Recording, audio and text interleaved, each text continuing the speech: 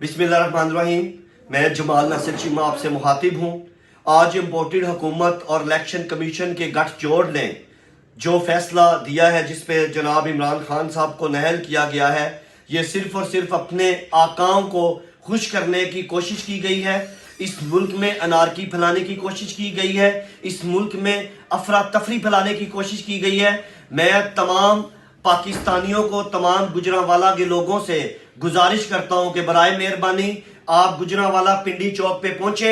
हम भी वहां पहुंच रहे हैं, मैं खुद वहां पहुंच रहा हूं, अहमद चट्टा साहब वहां पहुंच रहे हैं, गुजरांवाला की तमाम क़यादत मियां तारिक साहब वहां पहुंच रहे हैं। हम लोग आपका इंतजार कर रहे हैं। हमने आज मैसेज देना है कि हम एक जिंदा कौम हैं। हम आपकी तरह किसी के गुलाम नहीं हैं कि हम बैरूनी ताकतों को खुश करने के लिए इस मुल्क में एक अच्छे भले इंसान को, इस मुल्क की तमाम तर जो बेहतर क़यादत है उसको नाअहल करने में आपका साथ दें। हम पाकिस्तान की बका के लिए, पाकिस्तान की आन के लिए, पाकिस्तान के वकार के लिए इमरान खान के साथ हैं और इंशाअल्लाह ताला मरते दम तक हम इमरान खान के साथ रहेंगे।